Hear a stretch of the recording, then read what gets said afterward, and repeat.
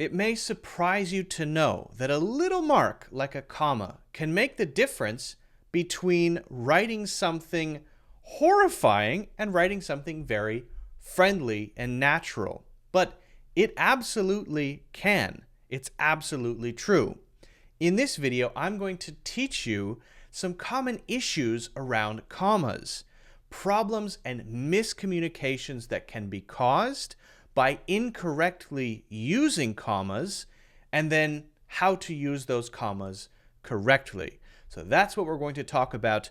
Don't forget to hit the like button and subscribe.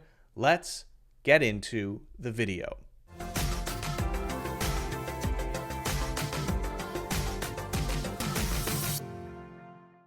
We often don't think about commas. Punctuation, does it really matter? Yes, it matters a lot, actually.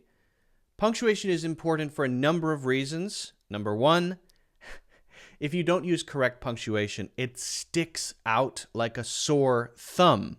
And people may not take you seriously if you don't use correct punctuation. Because you know what? It's not that hard. It's not that hard. But things like commas can also make a difference, a huge difference, when it comes to meaning, right? The placement of a comma, the placement of a hyphen, it can totally change the meaning of a sentence or two sentences. And we're going to look at some examples of some misunderstandings that could be caused by placement of or lack of a placement of commas, okay? And some of these we'll see might be somewhat entertaining, right? But they highlight the importance of understanding how commas work.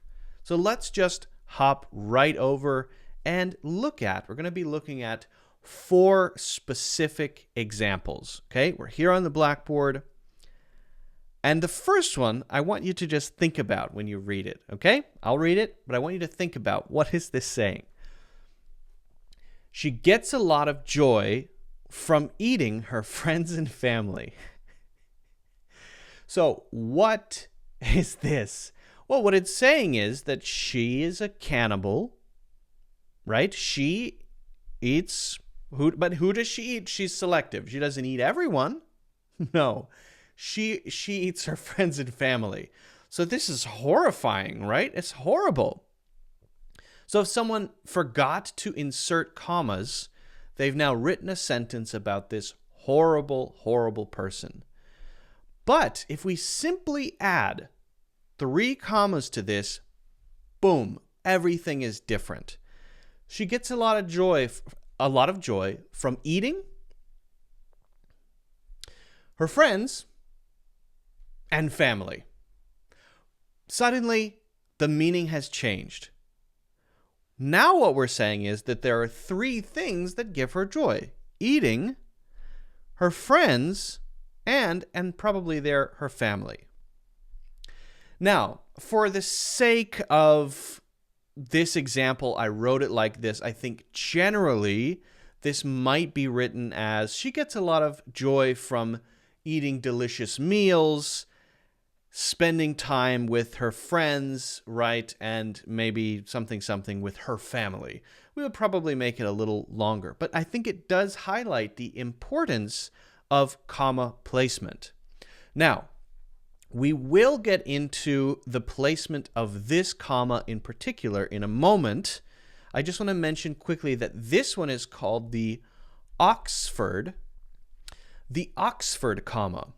Now, the Oxford comma is used often, but sometimes not. A lot of people would say the Oxford comma is not necessary. A lot of people would say that it is necessary. This is this comma that goes, if you make a list of 3 things, 1, 2, 3, it goes right before the and, right before the last thing. And we'll look at an example of how that could possibly mess up the meaning of a sentence. But first, why don't we look at another example, okay? What does it mean if I say, stop asking everyone? What are you saying if you say, stop asking everyone? Well, basically what you're saying there is there's a question, let's say, and whoever you meet, you ask. Let's just say the question is, how old are you?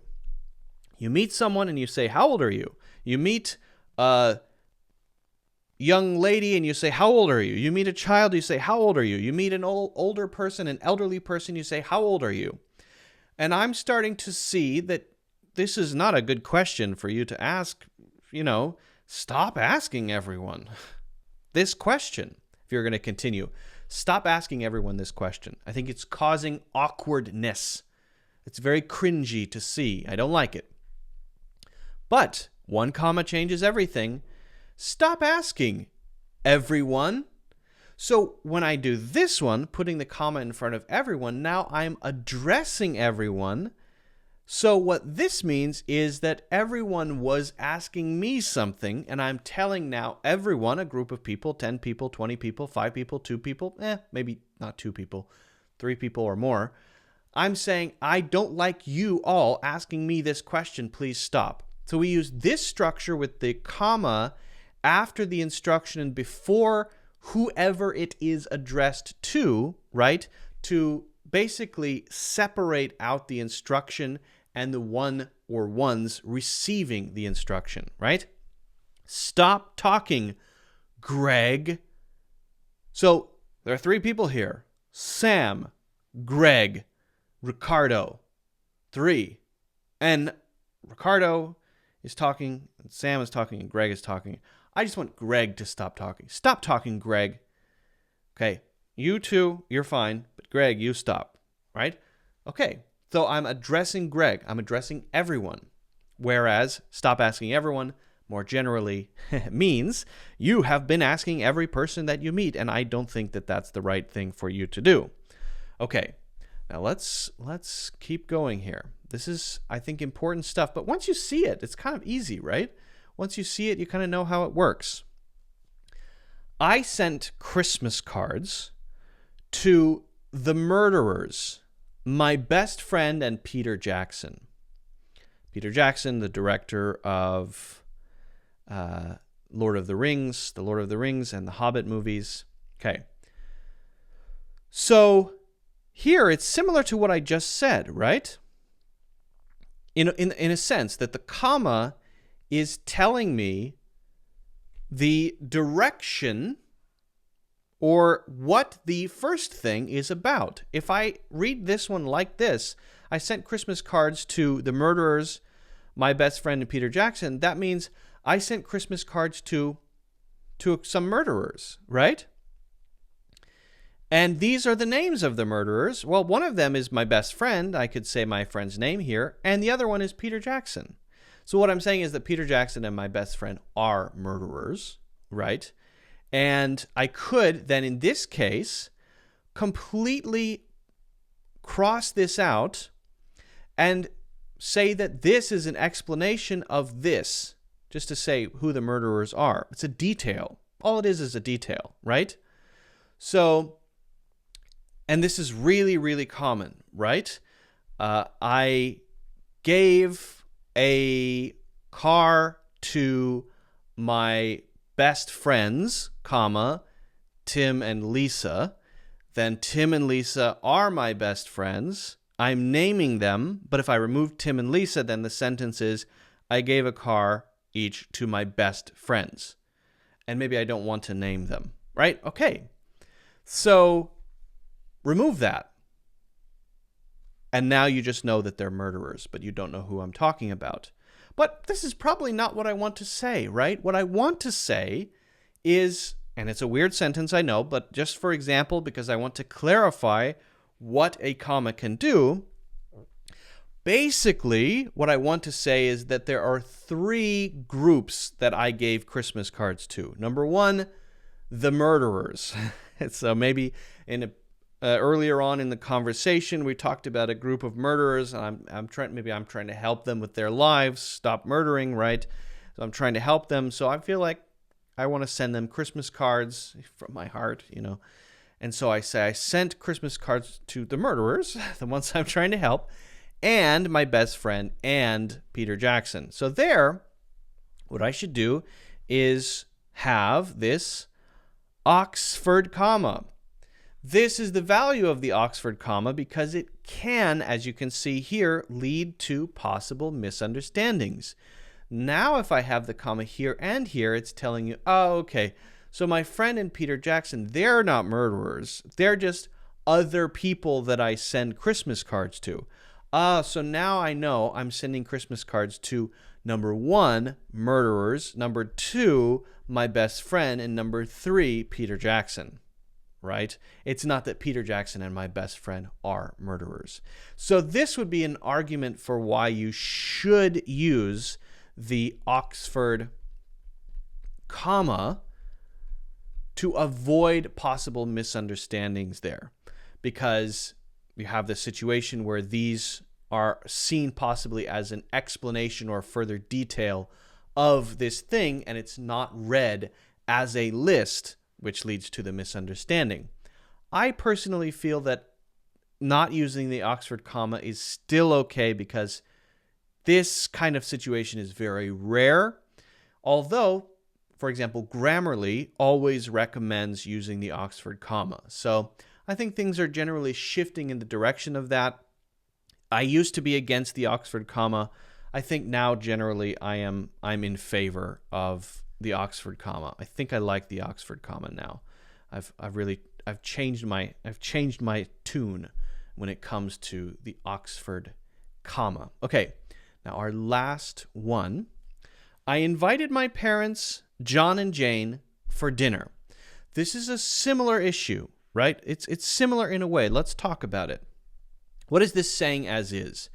I invited my parents, John and Jane, for dinner. Well, it means my parents' names are John and Jane. Now that's kind of weird because why would I name my parents? But okay, this is what this sentence is kind of saying, right?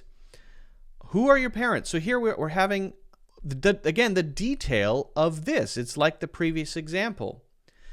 The thing that we could remove, it's a parenthetical. We can call it a parenthetical. If we get rid of John and Jane, then the sentence goes, I invited my parents for dinner, and that sentence can stand by itself, right? Okay, if that's what you're trying to say, then this is correct. It is absolutely right if you want to name your parents or name the murderers that you're sending Christmas cards to, right? But if that's not what you mean, then we have a communication issue, a misunderstanding caused by this, and all we have to do is add a comma right there. And now the meaning is, I invited my parents, John, and Jane for dinner. So there are 4 people who I invited to dinner. My parents, that's 2, and John, who you know, and Jane, who you know, and then I invited them to do what? To have dinner, for dinner. Okay, so pretty clear. So it depends on what you want to say there, right? When it comes to commas, it's very important to know the placement. We talked about that. Stop asking everyone. That is a common issue with commas that can cause misunderstandings. Do you want to say stop asking everyone or stop asking everyone, right, with the Oxford comma? Maybe it's best to just use it to avoid possibly any misunderstandings like this, because sometimes you might want to make a structure like this where you have this parenthetical that's giving you details, which could be removed, about these people or this person or the murderers, right? And in the case of the first example that we talked about, right, sometimes if you don't use any commas, it can lead to some pretty horrifying results, right, as we saw in the first example. So at least we know that we do need to use commas. We have to know when to do it. It's very, very important. Hopefully this gives you a starting point to start at least thinking about this and paying attention to comma usage in sentences. If you have any questions about this or other examples that you'd like me to talk about, pop those in the comments. If you haven't already done so, I would appreciate if you could hit the like button and subscribe or follow, and also check out my free course, Natural English Conversations, in the links in the description.